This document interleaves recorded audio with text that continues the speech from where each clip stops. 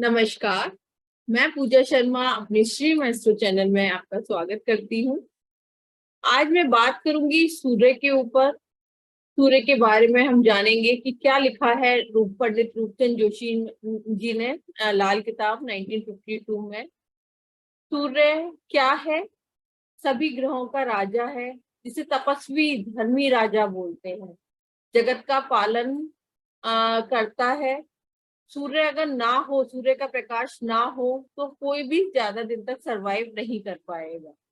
जो जितनी भी ग्रीनरी है, सब चीजें हैं, वो सूर्य की वजह से ही है। तो किताब में क्या लिखा है? सबका पालन करता तपस्वी राजा विष्णु भगवान जी, जो सबका पालन करने वाला है। सूर्य से ही सारी दुनिया चल रही है, और जिनके ईस्ट जो है वो विष्णु भगवान। तो सूर्य की क्या क्या चीजें किस किस का कारक है? सूर्य जो है नेम फेम का कारक है, पिता का कारक है। गुण जो है वो हम सूर्य से देखते हैं। गवर्नमेंट सर्वेंट जो होंगे वो सूर्य से देखते हैं। पंचुअलिटी वो सूर्य की वजह से है। और जो डिग्री लेते हैं, जो यूनिफॉर्म है, वो सूर्य से देखी जाती है। जो बंदर है वो सूर्य का कारक है। तो अगर सूर्य की कहीं खराबी आ रही है तो इन चीजों का जैसे दान किया जाता है। गुड़ सूर्य का है, कॉपर सूर्य का है। तो आ, अब जैसे इसमें लिखा है, गरम शौक तेरा बुनियाद उन्नति, मगर बढ़ ना जाए कि हर शय हो जलती। मतलब जैसे हम अपने पिता के बारे में ही अगर सोचें कि अगर मतलब वो उन्हें जो घर का मुखिया होता है, तो मतलब वो कितना स्ट्रिक्ट होता है। उन्हीं की वजह से ही मतलब हम लोग सही आज अच्छी राह पर हैं, अपने पिता की वजह से ही। तो उनका गर्म स्वभाव की वजह से ही, मतलब जो घर के मुखिया जो होंगे उनको थोड़ा सा गर्म स्वभाव का होना पड़ता है, जिससे कि उनकी जो संतान है थोड़ा डर के रहे, और मतलब उनकी जो रूल रेगुलेशन का जो वो चाहते हैं उसका पालन करें। क्योंकि पिता कभी भी गलत नहीं चाहते हैं, वो यही चाहते हैं उनकी संतान बढ़े, उन्नति करे। तो यही लिखा है, गरम शौक तेरा बुनियाद उन्नति। मतलब तेरे इस गरम शौक की वजह से ही, मतलब बुनियाद मतलब आगे बच्चे भी जो उसकी बुनियाद मतलब जो है वो उन्नति करते जाएंगे। मगर बढ़ ना जाए कि हर शय हो जलती। लेकिन इतनी गर्मी भी ना बढ़ जाए, इतनी सख्ती भी ना बढ़ जाए कि मतलब वो पूरी जो आप उनकी गृहस्थी है वो आग में जल जाए।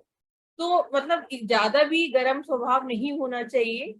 लेकिन कुछ लोगों का होता है, वो बहुत कड़क होते हैं। वो चाहते हैं कि बच्चे, जैसे मैं रूल रेगुलेशन में रहा हूँ, तो मेरी भी संतान रूल रेगुलेशन में रहे और आगे वो तरक्की करे, इसीलिए पिता चाहते हैं। जैसे अब पाप मंगल बुध फैसला करता, ग्रहण होता खुद पाप से हो। अब हमें सूर्य को चेक करने के लिए सूर्य कैसा है कुंडली में, तो पापी ग्रह मतलब राहु केतु और मंगल और बुध, उन सबको चेक करना पड़ता है। पापी ग्रह को क्यों? जैसे सनराइज होता है, तो सनराइज के टाइम क्या होता है? नीला आसमान होता है। नीला आसमान है राहु का। जब जैसे ही सनराइज होता है तो चहल पहल शुरू हो जाती है लोगों की। लोगों का चलना फिरना है केतु। और मंगल सूर्य की जो लाल किरणें जो होती है, लालामी जो जिसे बोलते हैं, वो मंगल की है। तो सूर्य की किरणें भी उस टाइम दिखाई देती हैं।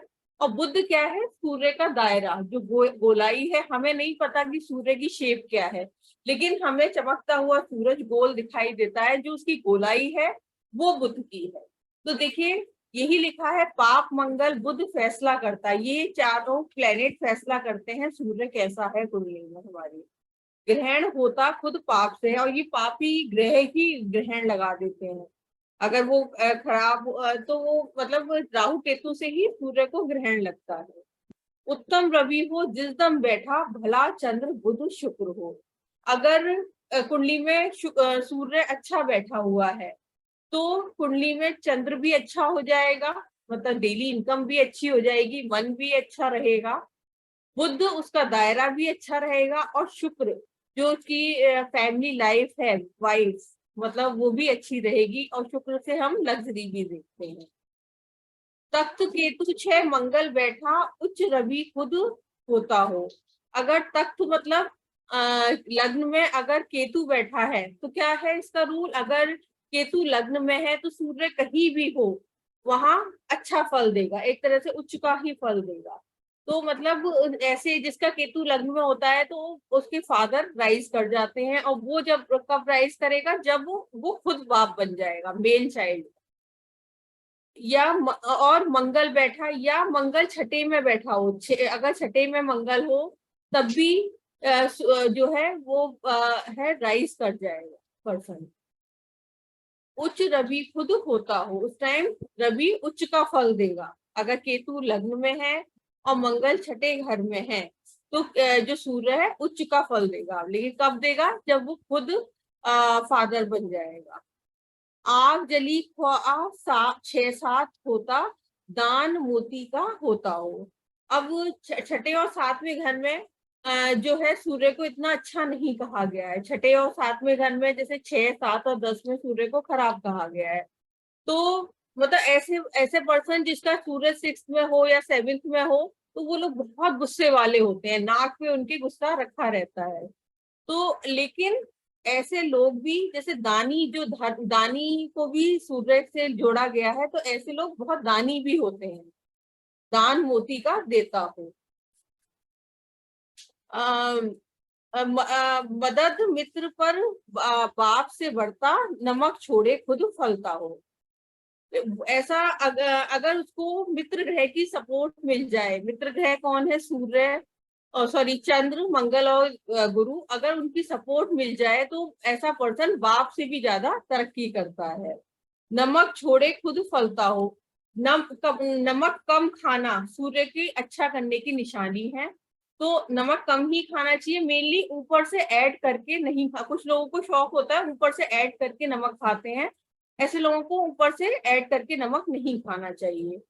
शत्रु साथी से केतु मरता, दान दिए सब बसता हो। अगर उसके साथ शत्रु ग्रह बैठ जाए और या उसकी जड़ में 5th हाउस में शत्रु ग्रह बैठ जाए, अगर सूर्य का बलि का बकरा कौन बनता है, केतु बनता है। तो केतु मतलब शत्रु साथी से केतु मरता, दान दिए सब बसता हो। लेकिन अगर वो दान करता रहेगा तो सब चीजें बसती भी रहेंगी। 5 पहले घर 11 बैठा, शत्रु मदद पर होता हो। अगर 5वें घर में या पहले घर में 11वें घर में जो है 5-11 बैठा शत्रु मदद पर होता हो, अगर उसके मित्र ग्रह बैठ जाएंगे तो उसके शत्रु ग्रह भी उसकी मदद करेंगे। ग्रहण टेवे हो जिसदम आया, पाप वक्त तक मंदा हो। अगर कुंडली में ग्रहण है, सूर्य ग्रहण है, सूर्य राहु केतु के साथ है, तो 48 की एज तक मतलब वो खराब रिजल्ट देगा। रवि देखे जब चंद्रमाई, तख्त बैठाना जब की हो। अगर सूर्य चंद्र को देखेगा, इसमें लिखा है कि अगर रवि देखे चंद्रमाई, तख्त बैठाना जबकि हो, निसफ उम्र जब चंद्र होगी, लेख भला सब होता हो। तो उस मतलब बहुत अच्छा होगा। चंद्र क्या है, डेली इनकम का कारक है। तो अगर सूर्य चंद्र को देखेगा तख्त पे बैठ के, मतलब लग्न में बैठ के, कहने को लग्न में सूर्य की हीट ज्यादा होती है, वो 7वें घर को जला देता है, 7वां घर शुक्र का होता है। तो लेकिन ऐसे में अच्छा ही होगा। निस्फ उम्र जब वो चंद्र होगी, लेख भला जब वो उसकी चंद्र की उम्र होगी यानी 24 साल होगी, तो सब चीजें अच्छी ही होंगी। बुध नजर जब रवि पर करता, दर्जा दृष्टि कोई हो। जब भी बुध सूर्य को देखे या सूर्य बुध को देखे तो दृष्टि से बहुत अच्छा ही करेंगे। लेकिन देखिए चार्ट में बुध और सूर्य पास पास ही होते हैं, मतलब 7वें घर का डिफरेंस नहीं होगा कि सूर्य पहले घर में बुध 7वें घर में, लेकिन 1 या 2 घर का ही डिफरेंस होता है, या सूर्य बुध जो है साथ ही होता है। इसलिए यहाँ वर्ष फल का दिया गया है कि बुध नजर जब रवि पर करता, दर्जा दृष्टि कोई हो। असर भला सब दो का होगा, सेहत माया या दिमागी हो। मतलब अगर दूसरे घर से मतलब उसके जो मित्र मिल जाए तो अच्छा ही होगा, मतलब सेहत भी अच्छी रहेगी, माया भी अच्छी रहेगी और दिमाग भी अच्छा रहेगा। रवि दृष्टि शनि पे करता, बुरा शुक्र का होता हो। अगर जब भी सूर्य शनि को देखेगा तो कुंडली में जहां सूर्य शुक्र बैठा है वहां खराबी देगा, उस घर में खराबी देगा। शनि, रवि शनि से पहले बैठा, नर ग्रह स्त्री उम्दा हो, लेकिन शनि जब भी सूर्य को दिखेगा तो जो स्त्री ग्रह हैं वो अच्छे हो जाएंगे। नर ग्रह की इतनी गारंटी नहीं है कि अच्छे होना हो।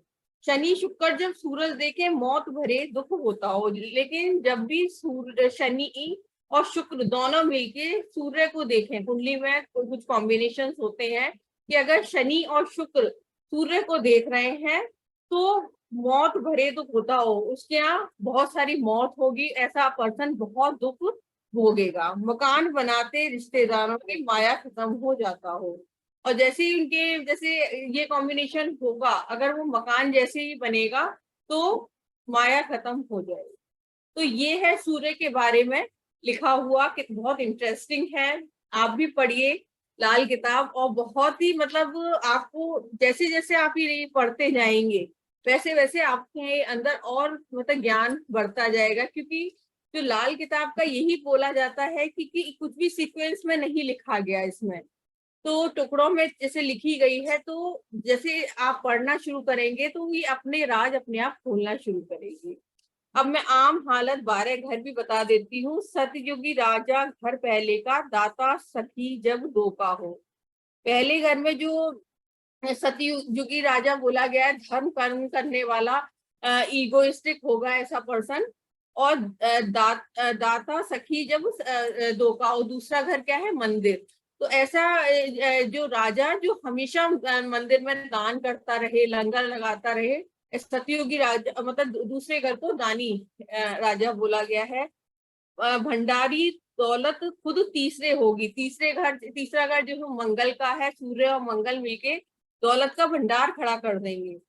जोड़ मरे घर 4 का हो। चौथे घर में रेशम का कीड़ा कहा गया है, तो ऐसा पर्सन जो है अपने परिवार के लिए जोड़ जोड़ के मरता रहता है। औलाद बढ़ेगी हरदम।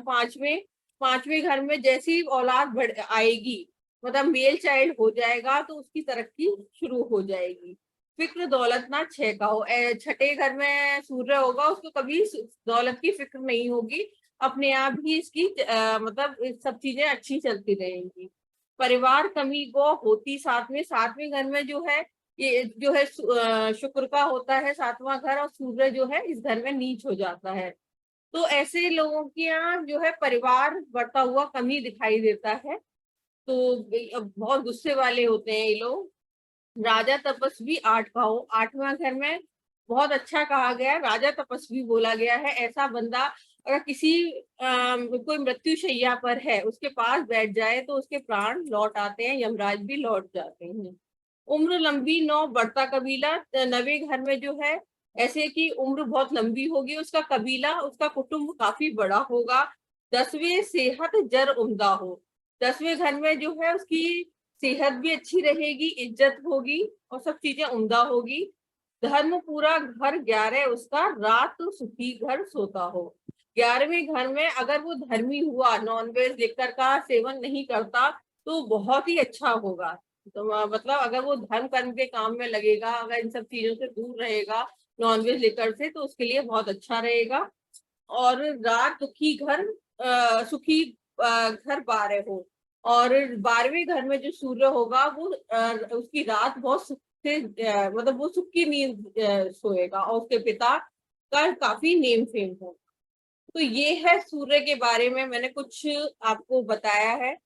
और कैसी लगी ये वीडियो मुझे बताइएगा। सूर्य के बारे में जो भी है मुझे पता था, तो थोड़ा बहुत मैंने आपको बताया है। तो मेरे चैनल से जुड़े रहिए, और आपको किस टॉपिक पे वीडियो चाहिए वो आप मुझे कमेंट सेक्शन में बता सकते हैं, मैं उसी टॉपिक पे वीडियो बनाऊंगी। धन्यवाद।